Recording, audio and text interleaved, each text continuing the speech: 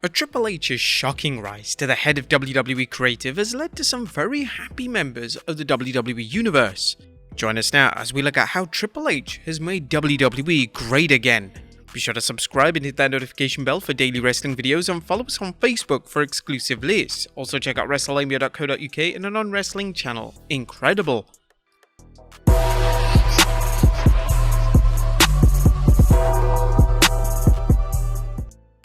Number 1. Hyping next week's show. And while the overall improvement in Raw and SmackDown is reason enough for fans to tune in more, Triple H also builds up matches for next week, something that was rare under you-know-who. Even when the WWE booked matches for the following week, they were often only mentioned on social media and, even worse, often changed at the last minute due to script rewrites. Not so anymore, as the WWE will build up matches for the following week or even 2 weeks from a show. It's about more than announcing matches, it's about setting it up with segments such as brawls or interviews. Number 2. Less rematches. One of the biggest signs of lazy booking is frequent rematches. There's nothing inherently wrong with rematches, and a good promoter will use them to increase the fans' interest in seeing subsequent matches.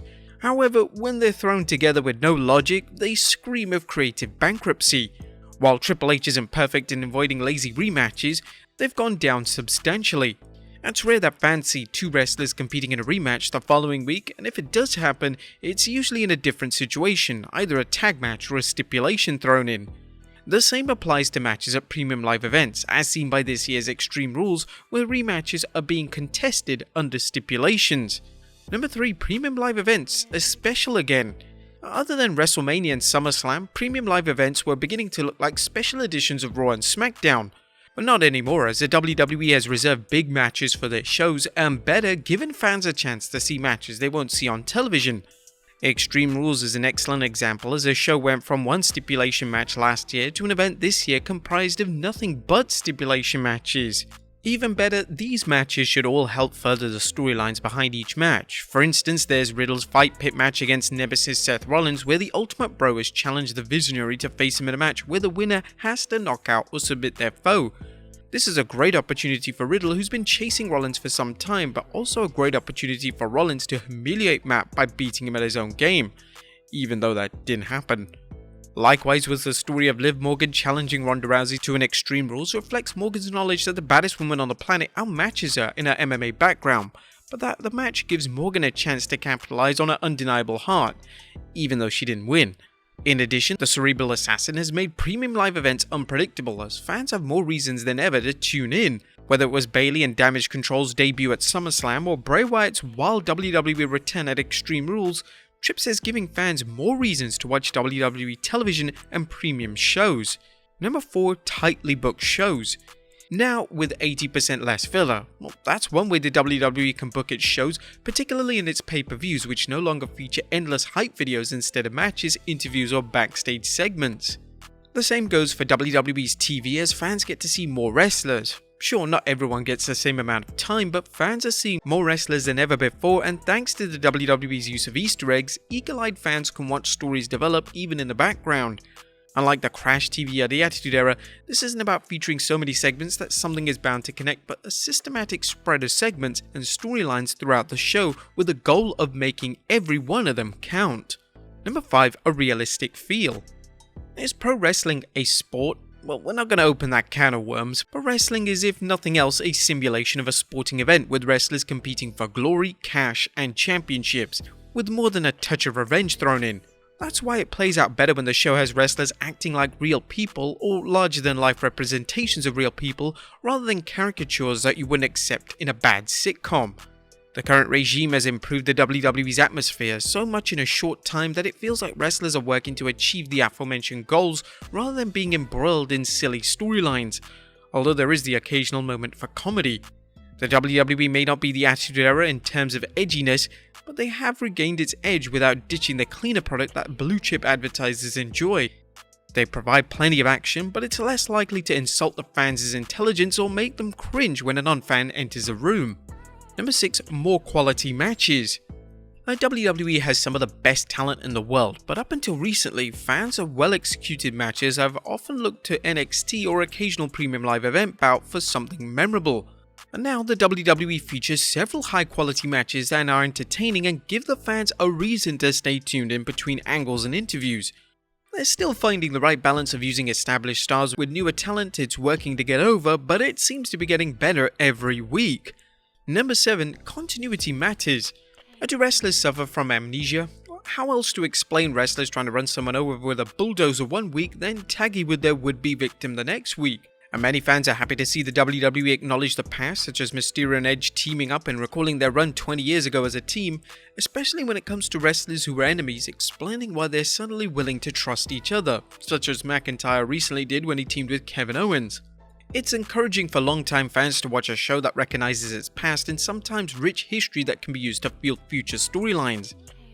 Triple H is apparently concerned about continuity as he recently hired comic book and TV writer Rob Fee, who has a background in writing horror and claims to be a long-time wrestling fan. Fee's job title as Director of Long-Term Creative will hopefully ensure more consistent storylines. Number 8. Easter eggs. Easter eggs have become a popular element in many forms of entertainment, whether they're cartoons, TV shows, or movies.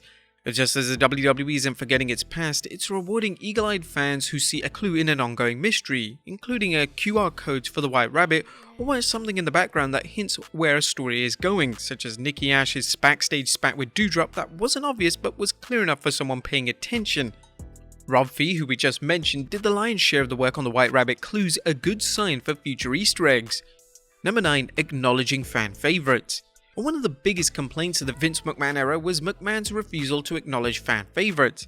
How many times did the WWE Universe get behind talents such as Zack Ryder only for McMahon to just outright bury him, seemingly because he was punishing fans for cheering wrestlers he didn't push over himself? On the other hand, McMahon's push of his favourites over those of the fans were equally disheartening. Whether it was Vinnie Mac's inexplicable push of Batista when fans wanted Daniel Bryan, or pushing Roman Reigns as a babyface despite thunderous boos, the WWE Universe was frequently disappointed. While it's too early to tell how much Triple H is paying attention to the fans, after all he booked Roman Reigns over Drew McIntyre at Clash at the Castle, he's booking wrestlers that fans have felt been overlooked such as Kevin Owens and Sami Zayn. Obviously, Bray Wyatt's return at Extreme Rules is the biggest example of WWE listening to its fans. The downright dumb decision to dump Bray Wyatt last year puzzled fans who adored Bray Wyatt. Whatever Vince McMahon's reasons were, the WWE fixed the mistake and Wyatt is back and looking like he's about to get the biggest push of his career. Number 10. Making titles count. When was the last time WWE booked a title match with no rhyme or reason? Fans have to be happy to see wrestlers competing for the chance at a title opportunity rather than tuning into a title defense with zero build. Fans have seen this on Raw, SmackDown, and even at premium live events, often leading to questions about why a challenger has earned a title shot and why there is any process for earning one. Although the WWE still needs to unravel the mess that is the undisputed title picture, both with the singles and tag titles, it's done a great job elevating the United States and Intercontinental Championship, putting the belt on Seth Rollins recently. A very good move. Both Raw and SmackDown will benefit from having their own World Singles titles and World Tag titles, but at least for now, fans can watch a title match that means something and feel that there's a real chance of the belt changing hands, unlike anything held by the Bloodline. Number 11. Giving NXT wrestlers a second chance. Vince McMahon's booking of NXT wrestlers who made it to the main roster symbolizes everything wrong with McMahon's static approach to booking. Although McMahon ended up being released by many of these wrestlers, Triple H has done well in bringing back the talented ones who were free agents. Karrion Kross, Scarlett, Io Sky, Dakota Kai, Dexter Lumis, Johnny Gargano and Candice LeRae have all shown that they have goods to deliver entertaining matches and angles, and it was a wise move on Triple H's part to give them a second chance. Well, actually, it's their first real chance at success given McMahon's misuse of them. And number 12, putting heat on AEW. Finally, Triple H has made things better for the WWE Universe by putting the heat on AEW. While this may seem counterproductive, lighting a fire under AEW by running solid shows and running them the same weekend as them motivates WWE wrestlers all the more as they wanted the WWE to succeed.